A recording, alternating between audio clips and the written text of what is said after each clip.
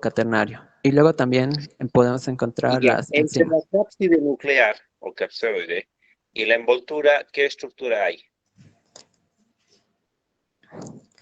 La matriz, si no me equivoco. Y rodeando la matriz, Eh, no, ya no, no, doctor, sí, disculpe.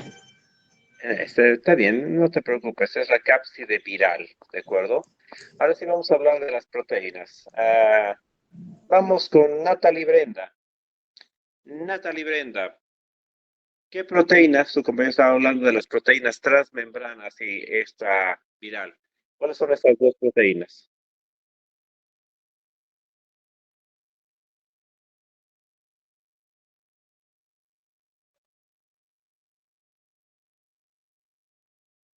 Natalie Brenda. No. Erolinda.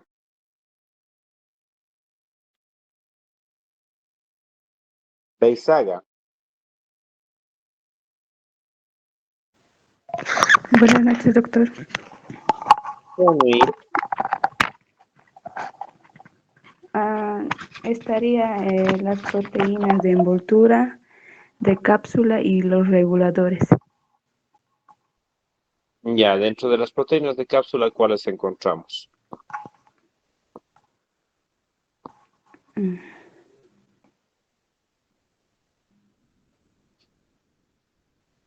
El P24 y el P17. No, el P24 es el core. Ok, a ver, vamos a hacer lo siguiente. Vamos a revisar un poquito la estructura del virus. ¿De acuerdo? Que era un poquito su tarea. Después vamos a ver un video. ¿Quieren ver primero el video?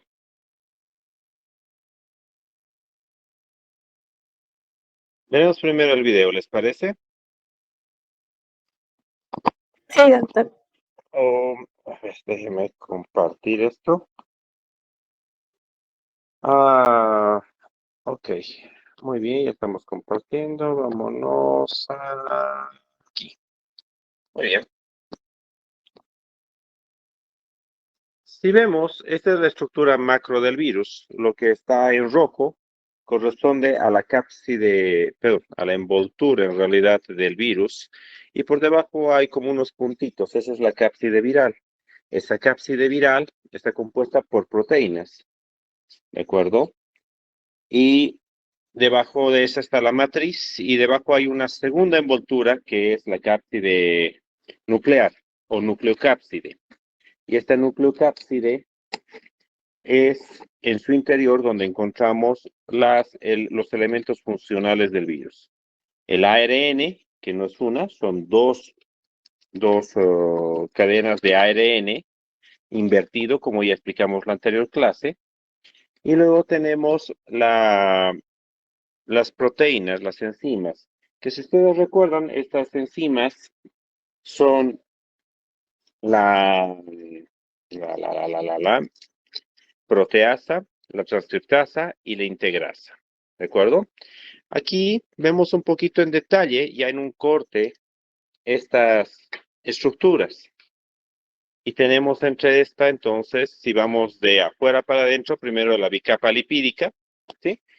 ¿De dónde saca esta bicapa lipídica? ¿Alguien recuerda? Lo hemos hablado ya en la anterior clase. ¿De dónde sale? Es la membrana del linfocito CD4. Cuando sale, se lleva un pedacito de la membrana de la célula y esa es la bicapa lipídica. Esta está recubriendo lo que es la envoltura, que está formada por la P17, es la matriz, pero la que forma estas estructuras que se ven que salen como chinchoncitos del virus son dos proteínas. La proteína GP, GP significa simplemente glucoproteína, es decir, una proteína con azúcar, la GP41, y la parte de arriba, que es como su cabeza, es la GP120. Estas proteínas son extremadamente importantes porque nos permiten al virus unirse al linfocito CD4. Es por aquí. Dentro tenemos la nucleocápside que está formada por dos proteínas, la proteína 6 y la proteína 7. Y en su interior, como hemos dicho, tenemos el ARN, la transcriptasa inversa, la integrasa y la proteasa. La proteína P24 es una proteína extremadamente importante porque es la proteína de la cápside, es la que genera la envoltura. ¿Por qué es tan importante la P24? Porque esta proteína es extremadamente estable y en su estructura tiene muy poca mutación. Todos los demás elementos pueden tener procesos de mutación, pero esta no. Y al no tener estos procesos de mutación, lo que va a generar es que esta proteína se utiliza para el proceso diagnóstico. Así que los test rápidos, los test de ELISA, lo que buscan es justamente anticuerpos contra esta proteína, la proteína P24, que es la que va a permitir este proceso de diagnóstico con cualquiera de los test que hemos visto anteriormente. ¿De acuerdo? Hasta aquí estamos con lo que es la estructura. Esta era su tarea. Así de simplecita era. ¿Alguna duda?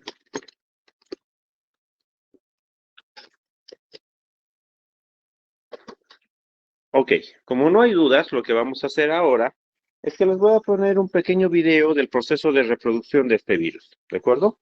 Así que les pido que tengan un poquito de paciencia mientras aperturo el video y puedan verlo, ¿de acuerdo? Denme un segundito.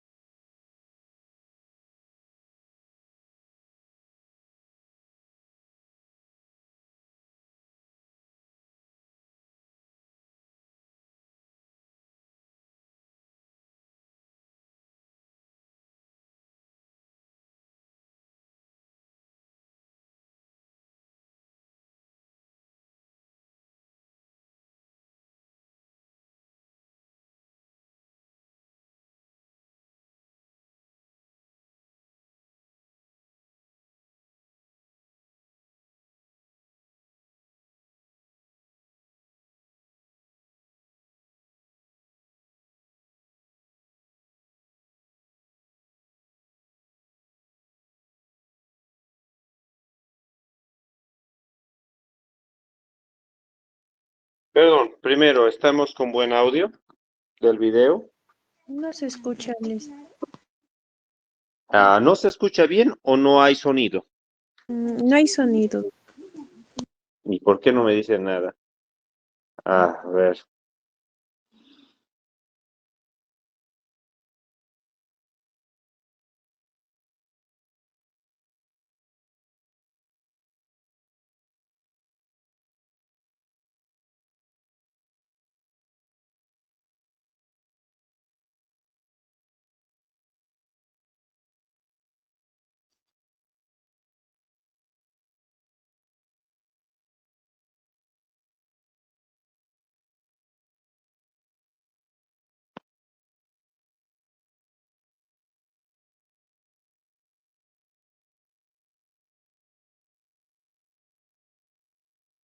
Bueno, a ver, veamos a volver a intentar.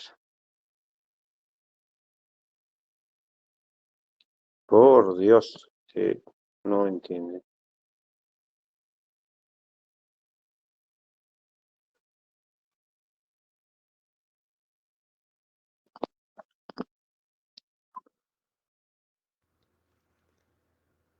Replicación del virus de Ahora sí inmunodeficiencia hay humana. sonido.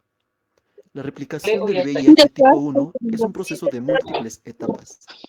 Cada paso es esencial para el éxito de su replicación y es por ello un blanco potencial para los fármacos antirretrovirales. El primer paso es la infección de una célula hospedadora susceptible, por ejemplo, el linfocito TCD4. La entrada del VIH dentro de la célula requiere la presencia de receptores de superficie de membrana, el receptor CD4 y los correceptores CCR5 y CXCR4. Estos receptores interactúan con complejos proteínicos que se encuentran inmersos en la envoltura del virus. Esos complejos están compuestos por dos glicoproteínas, una extracelular llamada la GP120 y otra transmembranal llamada la GP41. Cuando el VIH se acerca a su célula diana, el GP120 se une a los receptores CD4. A este proceso se le denomina acoplamiento. Se promueve la unión a los correceptores. La unión a los correceptores da como resultado un cambio conformacional en la proteína GP120. Esto permite a GP41 desplegarse e insertar sus terminaciones hidrofóbicas en la membrana celular. Entonces GP41 vuelve a plegarse sobre sí misma. Esto acerca el virus a la célula y facilita la fusión entre sus membranas.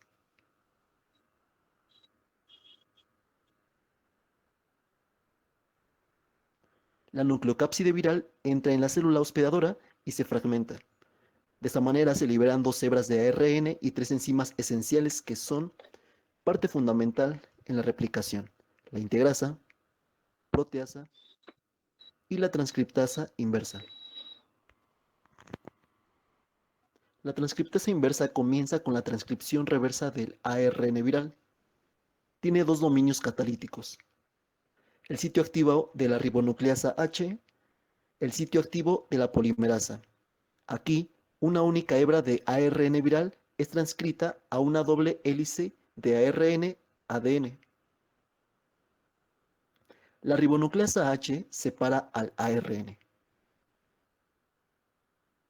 La polimerasa completa entonces la hebra que queda de ADN para formar una doble hélice de ADN. Ahora, la integrasa entra en acción. Corta los nucleótidos de cada extremo 3' del ADN, creando dos extremos cohesivos.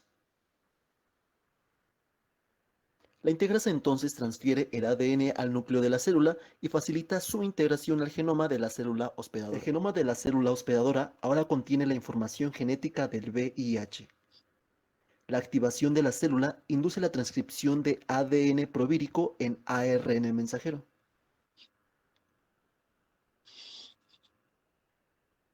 El ARN mensajero viral migra hacia el citoplasma, donde se sintetizan los componentes de un nuevo virus. Algunos de ellos deben ser procesados por la proteasa viral. La proteasa corta las proteínas más largas en proteínas core más cortas. Este proceso es esencial para crear virus infecciosos. Más tarde, las dos hebras de ARN viral y las enzimas de la replicación se agrupan y las proteínas core se unen entre ellas para formar la cápside. Esta partícula viral inmadura abandona la célula, adquiriendo una nueva envoltura hospedadora y proteínas virales. El virus maduro ya está listo para infectar a otras células. Cada VIH se replica miles de millones de veces al día, destruyendo a las células inmunitarias hospedadoras y causando finalmente la progresión del VIH. Los fármacos que interfieren con los puntos claves de la replicación viral pueden parar este proceso. La entrada en la célula hospedadora puede ser bloqueada por inhibidores de la fusión.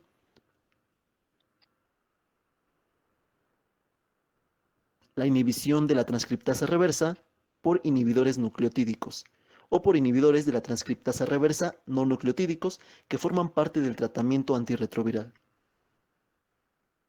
La acción de la integrasa puede ser bloqueada.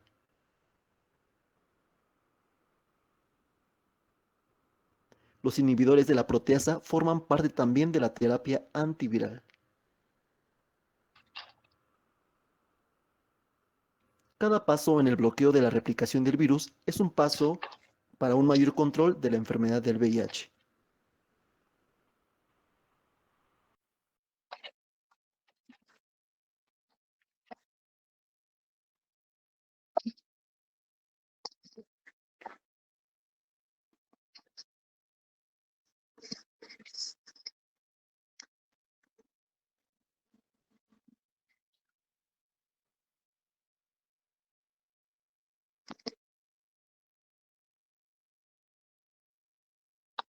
Bueno, hemos entendido entonces cómo ocurre el proceso de la replicación. Ya se los había explicado, pero espero que con el video haya quedado más claro.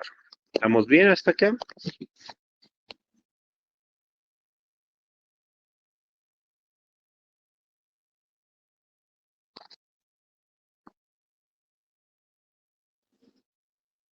Bueno, espero que sí. No escucho a nadie decir nada, así que asumo cuando no hay respuesta de que todo ok. A ver, entonces, vamos a ver. Cuando yo pienso en el tratamiento de esta enfermedad y pienso en los medicamentos, debo entender un elemento que es extremadamente importante. Denme un segundito.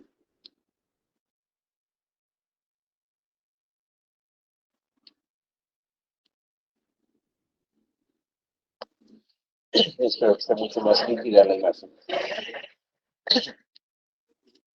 El tratamiento de esta enfermedad está basada, como bien decía en el video, en los puntos de la reproducción del virus.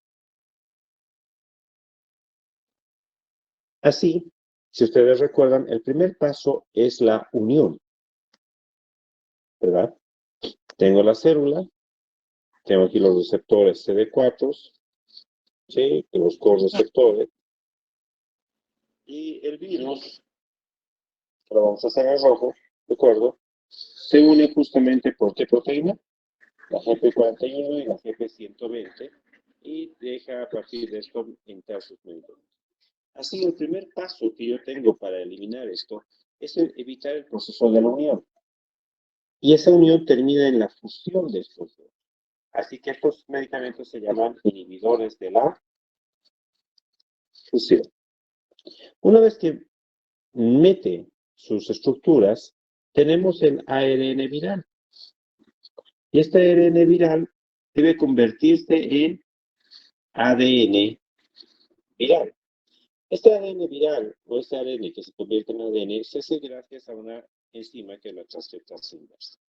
La transcriptasa inversa podemos inhibirla de dos formas. Una es inhibirla directamente a la enzima en su función.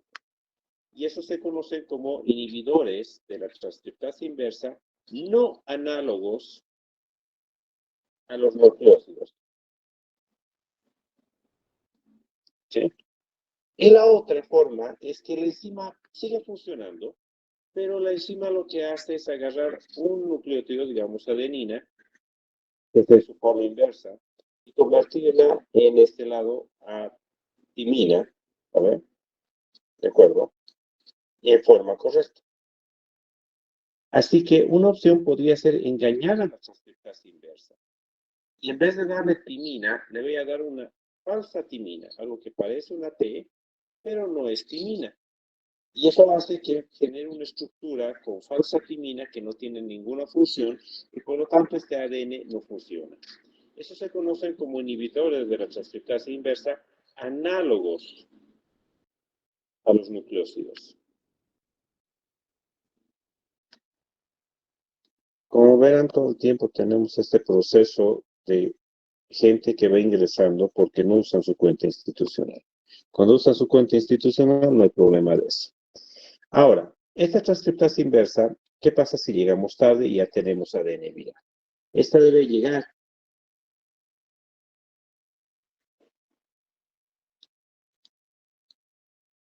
perdón, esta tiene que llegar al núcleo donde está el ADN y abrir un espacio en esto, y en este espacio introducir el ADN viral. ¿Recuerda alguien qué enzima tiene esa función?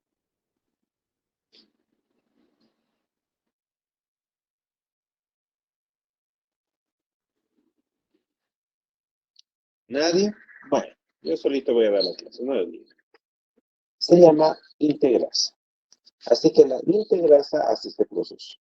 No tenemos todavía medicamentos aprobados, aunque hay dos en su última etapa de ensayo clínico para poder ser usados, pero por el momento no tenemos disponibles medicamentos que inhiban a la integrasa. ¿Sí? Una vez que pasa esto, la célula hace lo que tiene que hacer, sintetiza largas proteínas, ¿de acuerdo? Y esas largas proteínas deben ser modeladas por una proteína viral llamada proteasa. Así que, ¿cuál es el otro grupo de medicamentos? Los inhibidores de proteasa. ¿Sí? Esta proteasa corta el segmento y genera un nuevo virus. ¿Qué va a salir mediante un proceso de gemación llevándose un pedazo de la membrana? ¿Verdad? Ese proceso de gemación sería el último punto en donde podríamos actuar, pero no hay medicamentos sobre esto y tampoco tiene mucho sentido. Porque aun cuando no haya gemación, en algún momento la célula va a explotar liberando los otros virus. Así, los medicamentos que tenemos de manera concreta contra el VIH son los inhibidores de la fusión,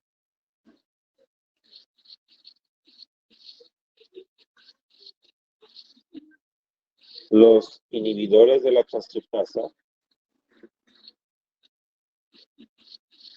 que pueden ser de dos tipos, análogos y no análogos. ¿De qué cosa? De las clases nucleotídicas o nucleósidas, ¿sí? De la estructura del ADN. Y luego tenemos los inhibidores de las proteasas. ¿Sí? Ahora, no voy a dar medicamento por medicamento. El efavirenz, la vincristina, tenofovir, etcétera, etcétera, etcétera, que son algunos de los nombres de medicamentos. Son cosas que no hay otra, eso es por memoria. Y no voy a decirles ahora en clase, menos en una virtual en la que apenas prestan atención, los nombres de estos medicamentos. Esa es su tarea. Así que tienen como tarea hacer el listado de los medicamentos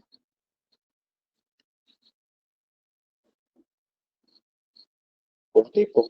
Es decir, los medicamentos que son inhibidores de la fusión, de la inhibidores de transcriptasa inversa y de las proteasas. Este trabajo es para ustedes. ¿Ya? Les voy a habilitar un espacio en Classroom para que suban ese trabajo. Y va a ser pregunta de examen. Voy a dar un par de preguntas sobre esos medicamentos. ¿Qué pregunta? Concretamente les voy a preguntar, por ejemplo, ¿ya? Les podría preguntar, la lamivudina,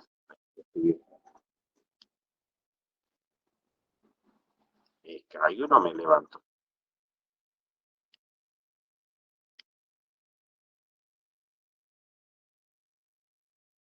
O el teflonavirans, ¿de acuerdo? ¿Qué tipo de antirretrovirales son? Son del tipo inhibidores de fusión, inhibidores de transcriptasa inversa análoga a los nucleósidos, inhibidor de la transcriptasa inversa no análogo a los nucleósidos, o es un inhibidor de la proteasa. ¿A qué grupo pertenece? Y así con los diferentes medicamentos los voy a hacer preguntas. Así que ya saben que tienen un trabajo adicional que tienen que hacer.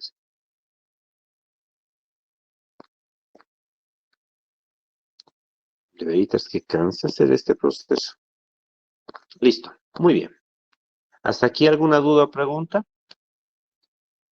No, doctor. Ok, entonces vamos entonces a la siguiente parte. Ya sabemos cómo se trata. Pero hay un elemento importante. ¿Cuáles son los principios y fines del tratamiento? Y para esto debo tener en cuenta un elemento muy importante, y es una fórmula. R es igual a N. También la vamos a utilizar en tuberculosis. R significa réplica, o si quieren, reproducción. Y esta otra R va a ser igual a resistencia a los medicamentos. Entonces, ¿qué significa esto? Significa que mientras haya replicación viral, mientras haya reproducción, va a generarse resistencia. Y este virus muta con mucha facilidad, generando espontáneamente resistencia a los medicamentos. Así, si yo le doy, por ejemplo, un medicamento, un solo medicamento, va a ser eficaz por un periodo de tiempo. Pero después lo que va a pasar es que este medicamento se va a convertir el virus en resistente y ya no me sirve. Si cambio de medicamento al medicamento 2, esto también va a pasar. Y así hasta que me quedo sin medicamentos. Esta lección la aprendimos durante la década de los 80. Y ya a principios de los 90 se propuso el tratamiento antirretroviral de alta carga. TAR, y algunos también le dicen TAR, ¿ya? Es más conocido como TAR, tratamiento antirretroviral de alta carga.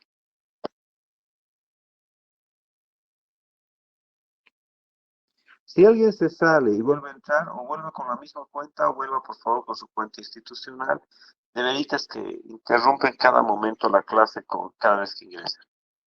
Entonces, el tratamiento antirretroviral, ¿de acuerdo?, de alta carga, que se conoció en la década de los 90 como el cóctel de medicamentos, consiste en lo siguiente.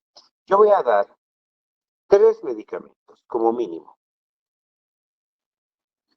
Y estos 3 medicamentos deben cumplir algunos criterios. Lo primero es que deben actuar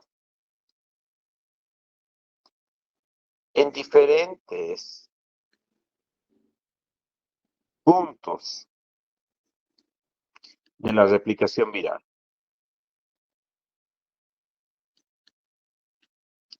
Y esto también implica, aunque no necesariamente, que deben tener principio de acción diferente.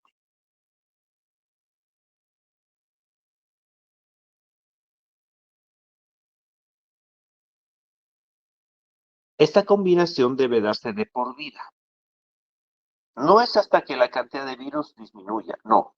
Debe ser de por vida si queremos evitar que haya resistencia. Ahora, ¿cuál es la lógica de esto?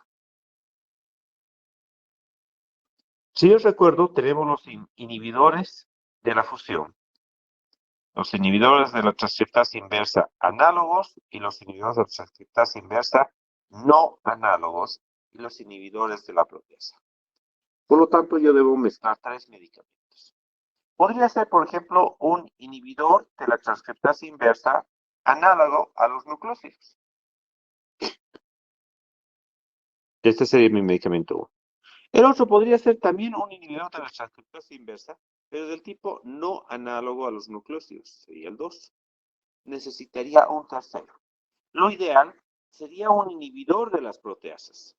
Este sería el tratamiento ideal. Pero estos 2 grupos de medicamentos son más recientes y son extremadamente costosos. Hablamos de que puede costar hasta $1,000 el tratamiento y eso evidentemente hace que sean un poco de difícil acceso.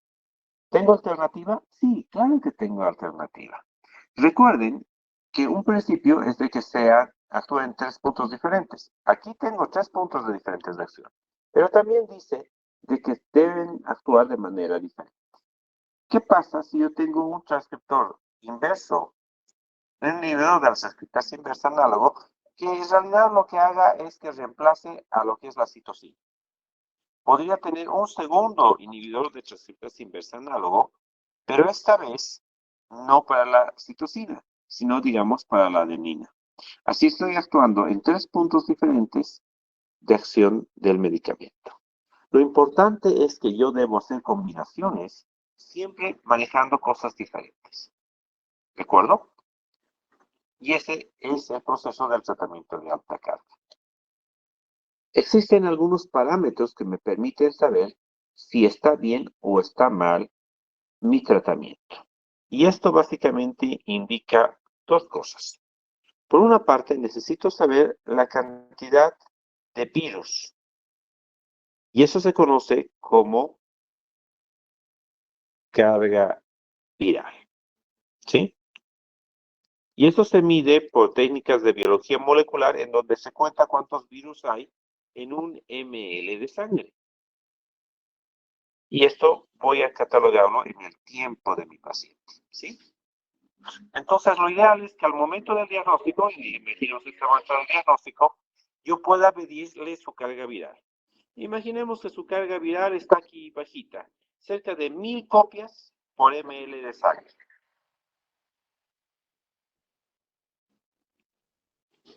¿Qué pasa si en el tiempo va subiendo? ¿Sí? Cuando está arriba de 50.000 copias, significa que hay tantos virus que los linfocitos CD4 están siendo acribillados, casi ya no van a quedar linfocitos CD4. Así que cuando hay más de 50.000 copias virales por milímetro cúbico de sangre, hay tantos virus que el paciente se considera que está en fase SIDA. ¿Qué pasa si yo empiezo a hacer el tratamiento? Lo que espero es de que esto vaya disminuyendo. ¿A qué punto? Voy a saber que el tratamiento es extremadamente eficaz cuando ya no detecte. Es decir, el punto de detección es bastante bajito de esto, ¿sí? Y cuando no lo detecte, entonces voy a decir de que es carga viral no detectable. Este es el objetivo del tratamiento, que al final no hayan virus que se puedan encontrar circulando en la sangre. No significa que la persona esté curada. ¿Y por qué no significa que esté curada? Porque van a haber linfocitos CD4 que ya están en su interior con el virus, o que en su núcleo ya está incorporado el ADN viral. Así que no tengo virus circulantes, pero sí tengo células infectadas. ¿Qué pasa si yo paro el tratamiento? Al parar el tratamiento, estos virus se activan y este empieza a producir virus nuevos y esta célula se rompe liberando virus y empieza nuevamente a hacerse detectable. Por lo tanto, en el VIH no hablamos por el momento de curación, aunque cada vez parece que estamos más cerca de esto. Por el momento, formalmente, no tenemos una cura definitiva del virus. Y el hecho de que no encuentre el virus no significa que lo erradique totalmente, porque van a existir todavía linfocitos que, aunque no están reproduciendo el virus, sí tienen el virus. ¿Esta parte se entendió?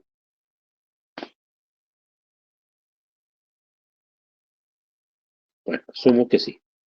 Ahora, entonces uno de los objetivos es que la carga viral sea indetectable, que no pueda detectar al virus en pruebas de biología molecular. Pero hay otro objetivo. ¿Por qué no quiero que haya virus? Porque los virus van matando células. ¿Qué células? Los linfocitos CD4. Y esta era otra pregunta que tenían ustedes de tarea. ¿Cuánto es el valor normal de linfocitos CD4 en el cuerpo? ¿Cuántos hay? ¿Alguien? Nadie. Ok. Lo normal es que sean más de 1200 linfocitos por milímetro cúbico de sangre. Más de esto. ¿Sí? Cuando están por debajo de 200,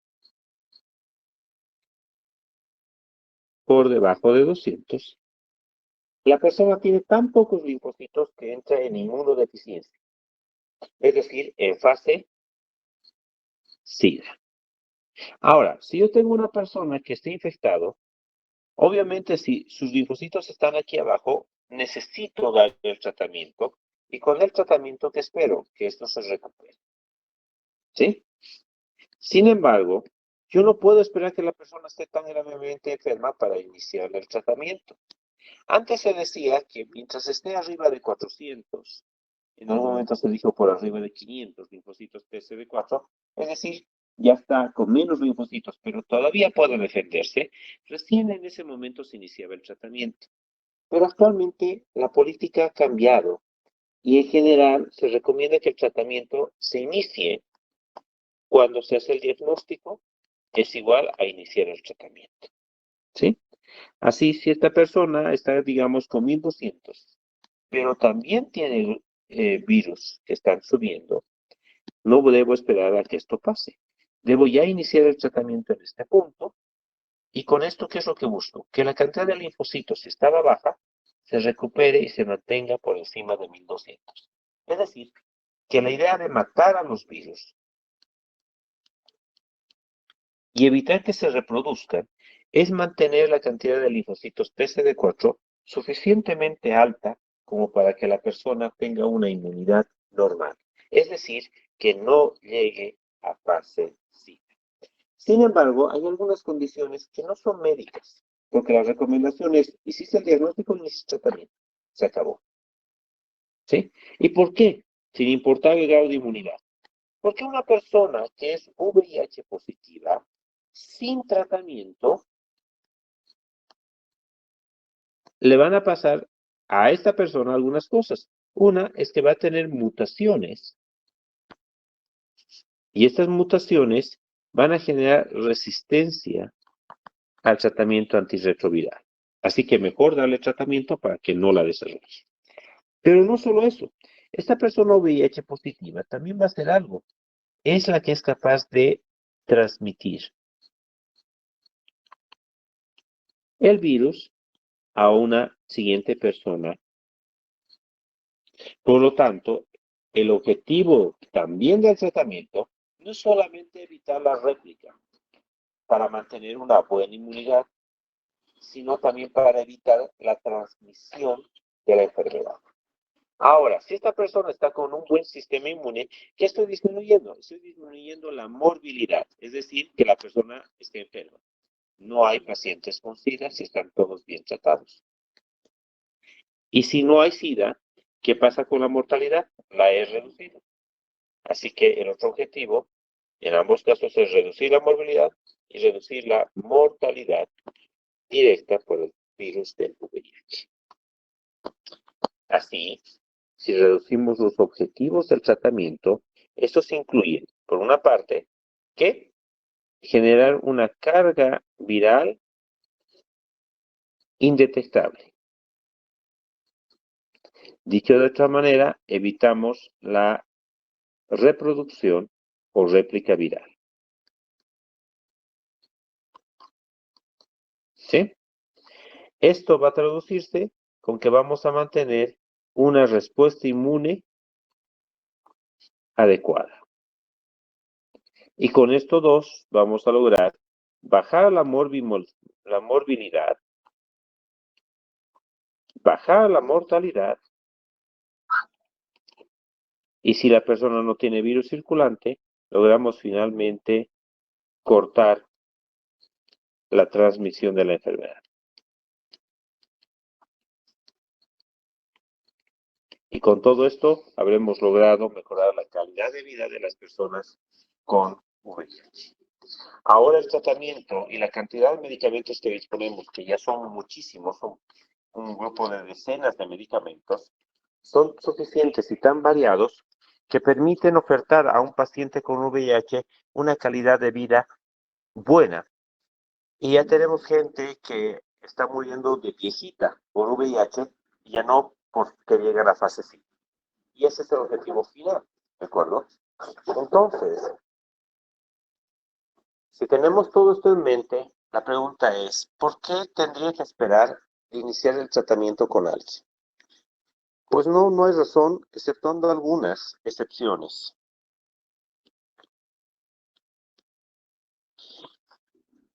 Que no son de carácter médico, sino son de carácter social. ¿Qué pasa si mi paciente es una persona que está en condición de calle y que encima es drogodependiente? Dicho de otra manera, es una persona que es no adherente al tratamiento.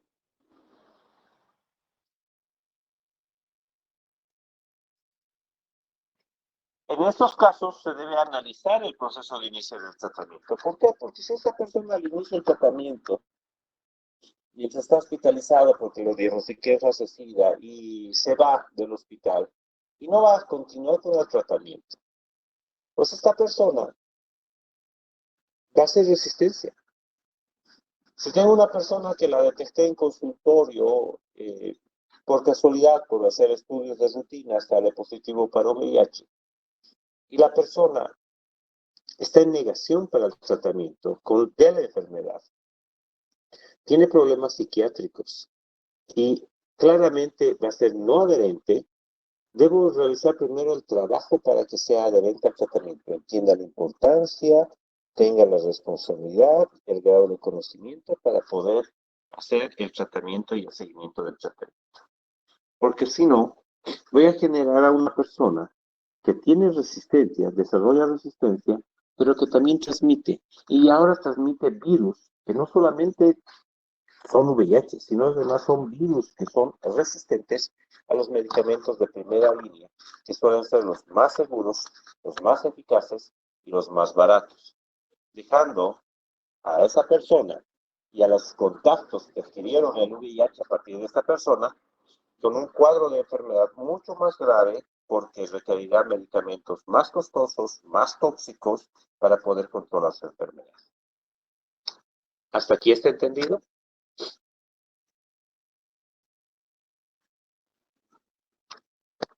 Sí, doctor. Ok, gracias por responder. Bueno, ahora veamos algunos aspectos clínicos.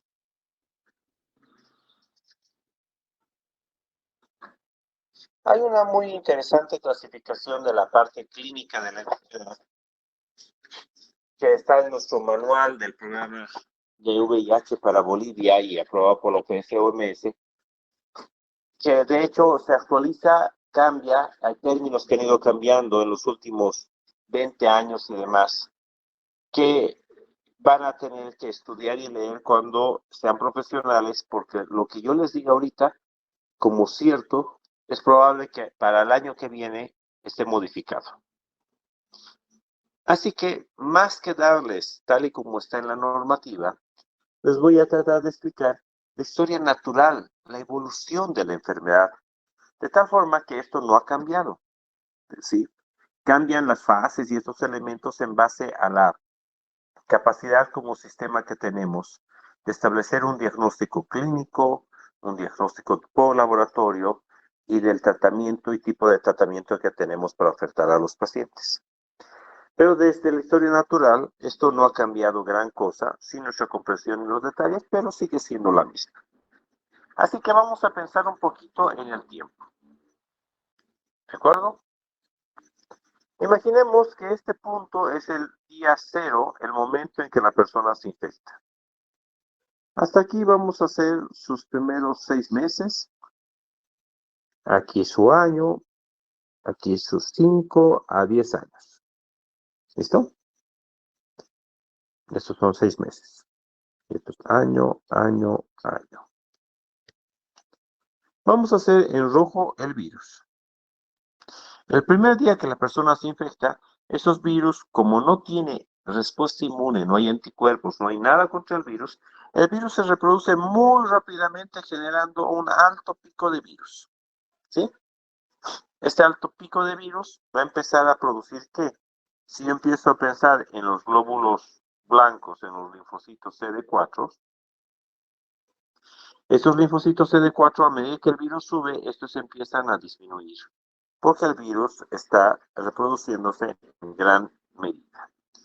Pero muy rápidamente, más o menos a partir del mes y medio, 2 meses, se empieza a producir un tipo de sustancia, vamos a hacerla verde, que son los anticuerpos. Y cuando los anticuerpos se hacen muy altos, la IgG antiviral, logra neutralizar, rodea los virus fuera de las células y las neutraliza. ¿Sí?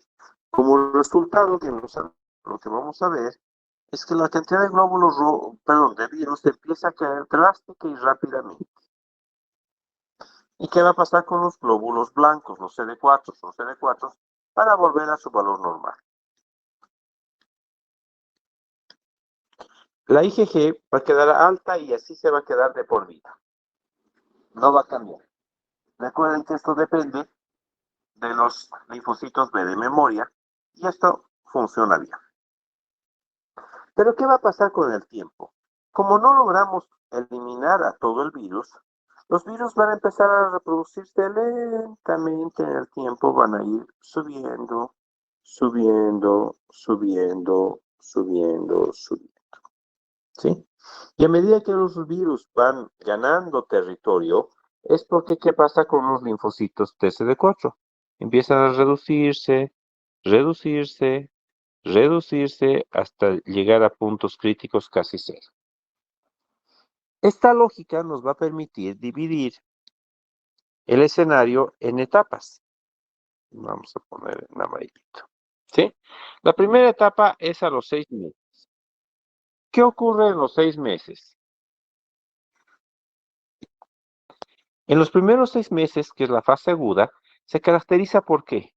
Porque tengo mucho virus, una leve disminución de los CD4 y empieza a aparecer la IgG. Al principio no hay IgG. Esta fase casi siempre es asintomática, es decir, clínicamente esta fase es asintomática. Pero cuando hay síntomas, se la conoce como el síndrome de primoinfección o infección primaria por el virus del VIH. ¿Y qué síntomas puedo encontrar?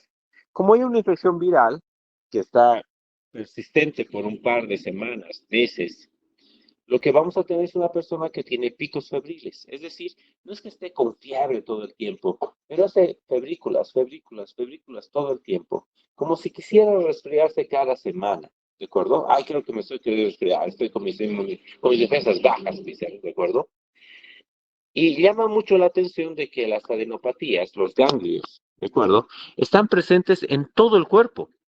Empiezan casi siempre en la región inguinal porque el virus ingresa por la parte genital, pero muy rápidamente se hacen presentes en todo el cuerpo, así que tengo adenopatías en todo el cuerpo. Y esto cuando se detecta nos hace pensar en básicamente 4 enfermedades infecciosas, 5 enfermedades, 4 infecciosas, 1 no infecciosa.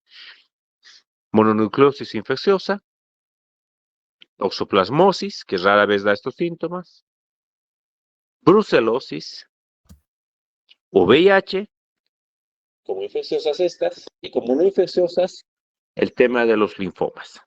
Los linfomas también dan este tipo de adenopatías, un tipo de cáncer, ¿de acuerdo? ¿Sí? Pero bueno, la persona termina curándose espontáneamente, pierde los síntomas, si es que alguna vez los tuvo, y luego desarrolla una vida normal. ¿Por cuánto tiempo? En promedio entre 5 a 10 años, es decir, entre unos 6, 7 años, vamos a tener una vida de esa persona normal, está asintomático. Esto se conoce como fase de estado o simplemente fase de infectado por VIH. La persona tiene suficientes linfocitos CD4 para defenderse y suficiente IgG para controlar parcialmente al virus. Por lo tanto, la persona tiene una inmunidad normal. Pero a medida que van pasando los años, sobre todo ya pasados los 5 años, la cantidad de linfocitos empieza a bajar. Todavía no está por debajo de 200, ¿sí? Pero ya se está acercando. Y cuando esto va haciendo, la persona empieza a enfermarse. De lo mismo que cualquier persona, pero recupera más tardíamente. La enfermedad es más severa, más tosca, ¿sí? Así todos nos resfriamos, pero ellos se resfrían y les dura 3 semanas. Todos podemos tener una diarrea por yardia, pero se cura espontáneamente entre el quinto, sexto, séptimo día y ya nos liberamos de la diarrea. En ellos les dura 2 semanas. 3. Así que empiezan a constantemente tener infección tras infección, empiezan a tener micosis, candidiasis, todas las infecciones que pueden imaginarse. Pero no son graves y suelen curar. Pero cuando pasan a la siguiente etapa, es porque la cantidad de linfocitos que tiene ya es extremadamente baja. Vamos a hacerlo en un color rojo para así alarmados, ¿ya? Está por debajo de 200, ya no puede defenderse. Y la carga viral está arriba de 50.000 copias. Esto significa que la persona ya está gravemente enferma y lo que tiene es un síndrome de inmunodeficiencia adquirida llamada SIDA. Así, el VIH es el agente infeccioso, pero la enfermedad que produce se llama SIDA, síndrome de inmunodeficiencia.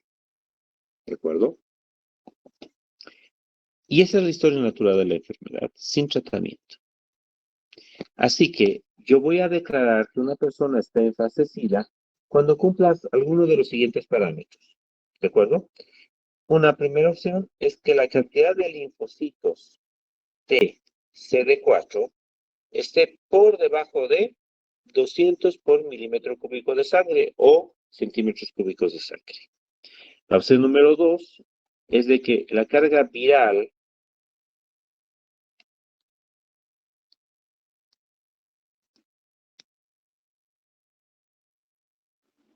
esté por arriba de 50.000 copias por milímetro cúbico de sangre.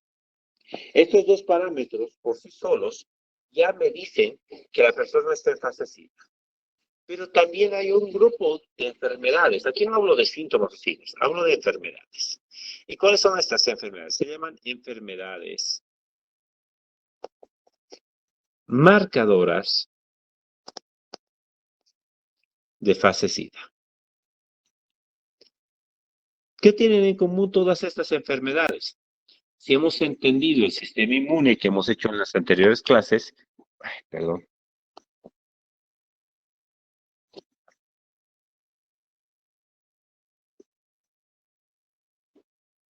Recordaremos que los linfocitos TCD4 lo que hacen es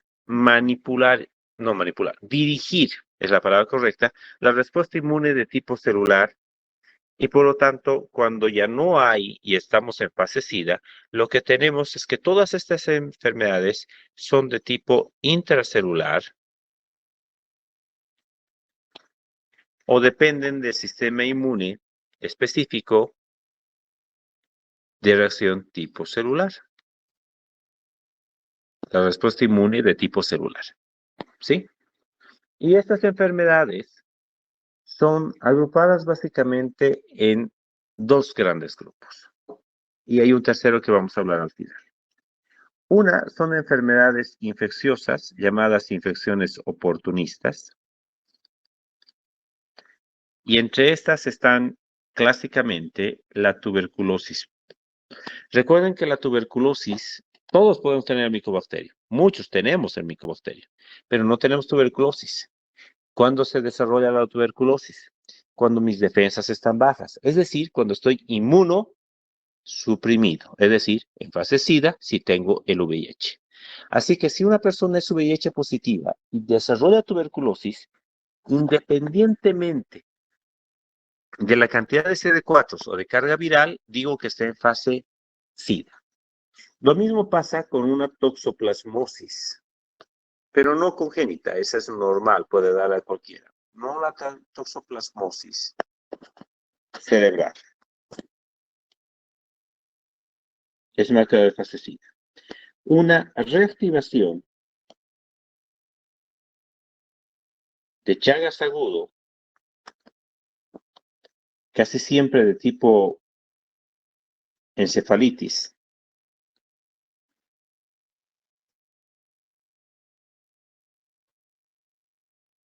es marcadora de fase SIDA, porque también esta enfermedad depende de la respuesta de tipo celular. Menciono esta como segunda, porque Bolivia es el país con mayor carga de Chagas, que es producida por Trypanosoma cruzi. Por lo tanto, varios de nuestros pacientes en fase SIDA debutan con estos problemas. Otras enfermedades clásicas a nivel pulmonar es neumocistosis, producida por neumocistis, se escribe con P, así, neumocistis girovesi. ¿De acuerdo? Enfermedades meningias producidas por hongos, como por ejemplo la criptococosis, producida por Cryptococcus neoformas.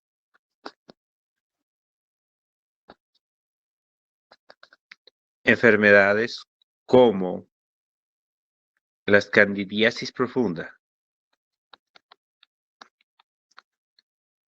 Y candidiasis profunda significa que está en el esófago, o en el colon, o en los pulmones. Porque en otras ubicaciones, como entre los dedos, el intertrigo o pie de atleta, es producido por Candida albicans. Eso lo puede tener cualquiera. El mugue oral, común en abuelitos y en niños, es producido por Candida. Pero que tenga Candida en mi esófago, en mi intestino, en mi colon, en mi cerebro, en mis pulmones, eso solamente se ve en personas gravemente inmunodeprimidas. Lo mismo pasa con otras enfermedades de tipo micológicas que también pueden producir esto, pero que son más raras en nuestro medio, ¿de acuerdo? Esas son de las más comunes. No las únicas, pero las más comunes. El otro grupo son las enfermedades de tipo tumoral, es decir, las neoplasias. Y entre estas tenemos uno específico del SIDA, que es el sarcoma de Kaposi. Es un tumor de la piel, es un cáncer en la piel, que se produce por la infección del virus del herpes tipo 6, ¿de acuerdo? Que probablemente todos hemos tenido ese virus, pero no hemos desarrollado ni cáncer, ni siquiera síntomas, porque lo controlamos con facilidad. Es un virus intracelular, como todos los virus. Pero en las personas en fase SIDA son incapaces de manejarlo, de controlarlo, y por lo tanto desarrollan un cáncer producido por esto. Después de cualquier tipo de cáncer, se considera marcador de fase SIDA. ¿Por qué? Porque los cánceres se controlan mediante el sistema inmune de tipo celular. ¿Sí? Y el tercer grupo son patologías propias del VIH-Sida, y en esto básicamente se describe pero me olvidaba de las infecciosas de la intestinal, que es una diarrea por coccidios intestinales. Todos podemos tener esto, y de hecho con seguridad hemos tenido.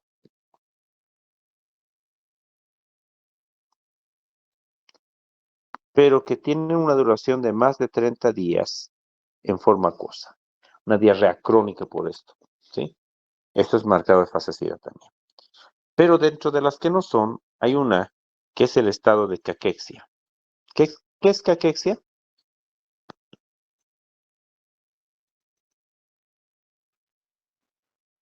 Exacto, es un estado de desnutrición muy rápida que ocurre en las personas y que los deja como piel y hueso.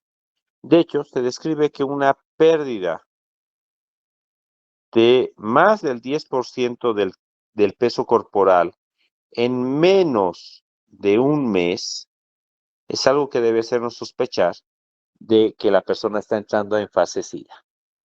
¿Qué significa eso? Por ejemplo, si yo peso 70 kilos y bajo de peso 10% de 7 kilos a 63 kilos en un mes, sin haber hecho dieta, sin haber estado enfermo, sin haber estado sometido a un proceso que explique esta pérdida de peso, eso es probablemente una enfermedad. O es un cáncer o es SIDA. Son las dos que me pueden producir una pérdida de peso tan drástica sin que yo haga una dieta. ¿Hasta aquí hemos entendido? ¿Estamos bien? Sí, doctor. Ok. Ahora, hay un último elemento clínico que lo producimos nosotros. Cuando el personal de salud hace bien su trabajo, ocurre un síndrome, ¿ya? Que ocurre posterior al tratamiento.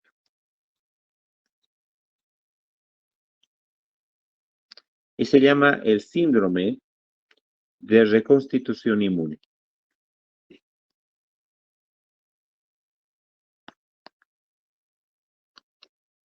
Para que pensemos en esto, ¿ya?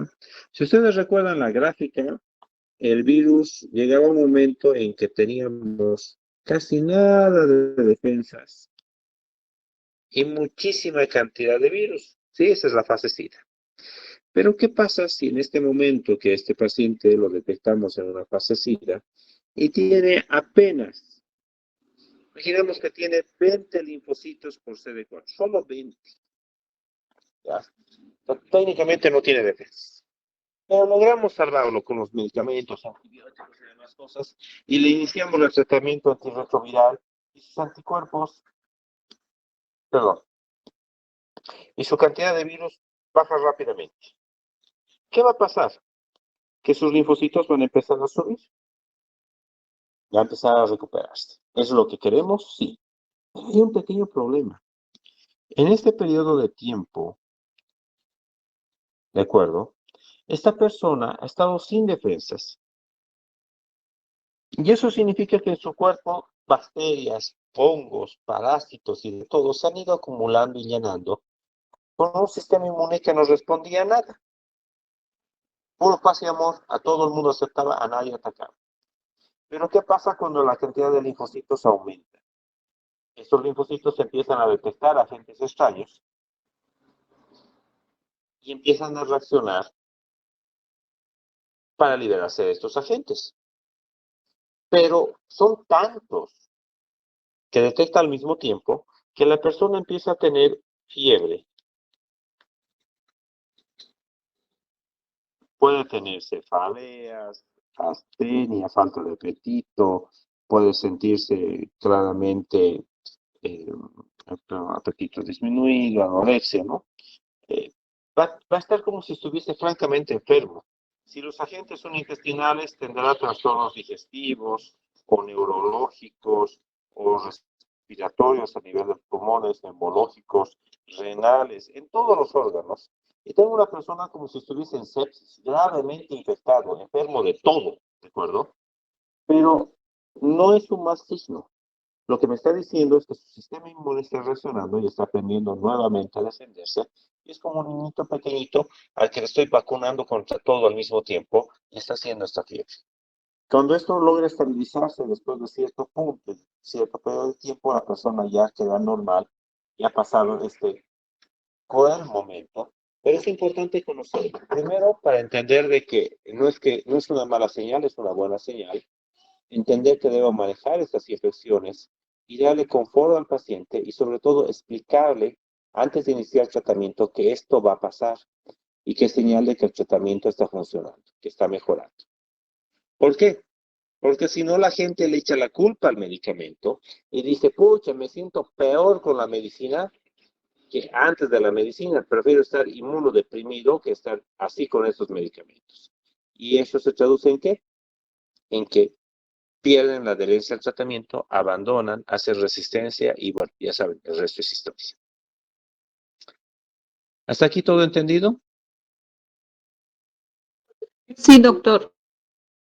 Bueno, hay un último elemento que tenemos que ver con ustedes, pero eso prefiero hacerlo en clase presencial. Y de acuerdo a lo que se ha informado, tanto con el abastecimiento de combustible y también en la reunión que han tenido las autoridades a nivel de la universidad, es que en el caso de enfermería, se va a volver rápidamente a la presencialidad. Y con seguridad en la siguiente semana va a ser presencial la clase que vamos a tener. Y esa clase necesito hacerla presencial con ustedes porque es bastante interactiva. ¿Se puede hacer también en línea? Sí, pero implicaría que prendan sus cámaras y que quieran participar. Y eso no suele pasar, menos aún a las 8:20 de la noche como es ahorita. Así que vamos a darnos aquí un compás de espera. ¿De acuerdo? Y ya tienen tarea para hacer. ¿Cuál es su tarea? Medicamentos antirretrovirales por tipo de medicamento. Así que tienen hasta las 10 de la noche para hacerme esa lista de medicamentos. No estoy pidiéndoles dosis, nada, solamente por tipo de medicamento. Así que por favor, vayan a hacer eso y tienen hasta las 10 de la noche para subir ese trabajo. ¿De acuerdo? Está bien. Está bien, doctor, gracias. Está bien.